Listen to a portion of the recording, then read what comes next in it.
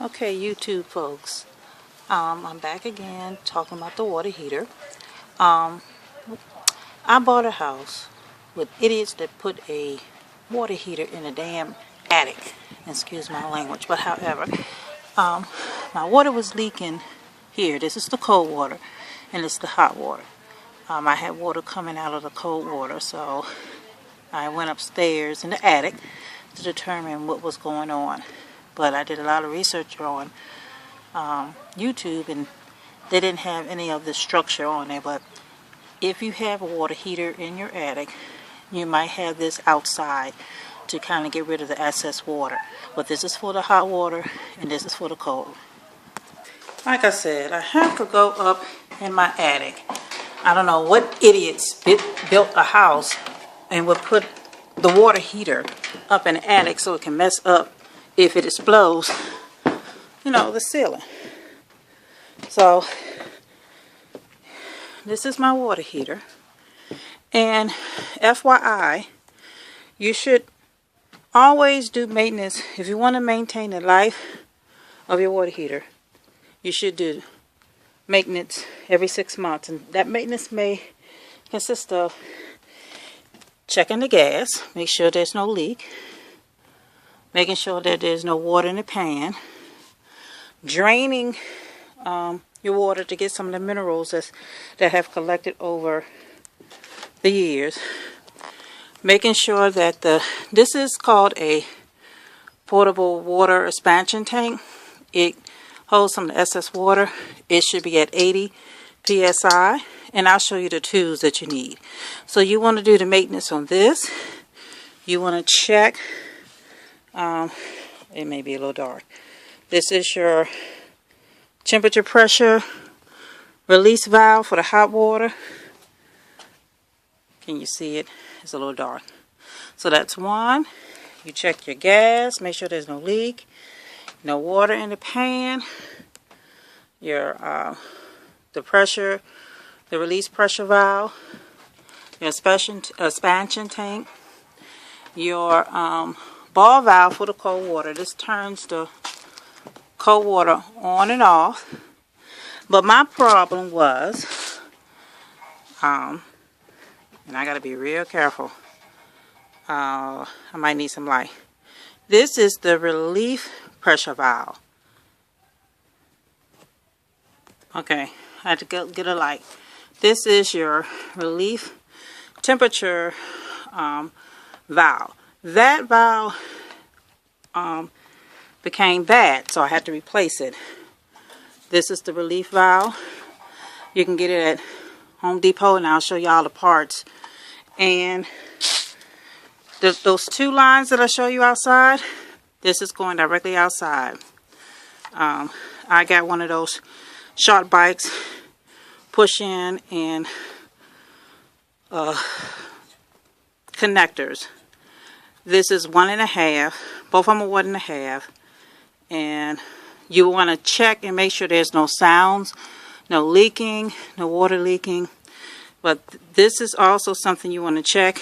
If you're noticing water leaking outside, then it may be this that's giving you the problem.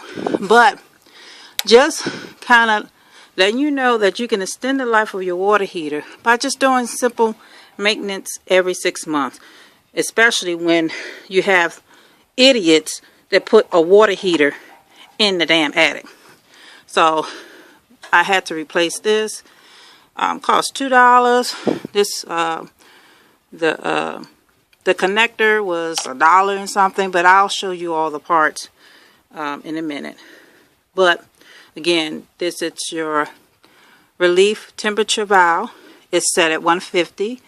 This is your connector to connect the pipes that will be lead outside.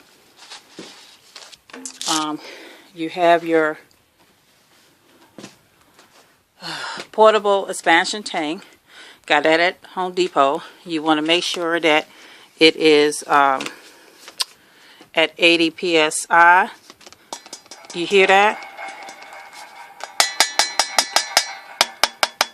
It should have that hollow sound at the bottom. and sound at the top. So you check that. You check the gas. You check, make sure no water's in the bottom plate. And then every 6 months, and that's your pressure release valve for the hot water. And as you can see, the lines are going outside. Okay, so these are the tools I had. I got a regular old wrench.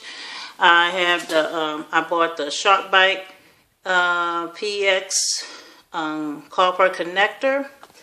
Let's see, can you see it? That's that piece that connected the pipe, the PXE pipe. That's the pipe cutter, because you're going to have to cut it off. This is the old, and as you can see, it's dirty and nasty. It stopped working. This is the old pressure release valve. This was the connector. You can get the tighteners, and you have to buy the fastener. I kind of like the Sharkbite instant connector, and that way you don't have to pay $50 for the piece that would hold this in. So far it's working. I'm going to take this off and use this again. I just bought the T&P relief valve. Got that at Home Depot. Make sure you got you a pressure gauge checker. But also, in addition, if you don't like the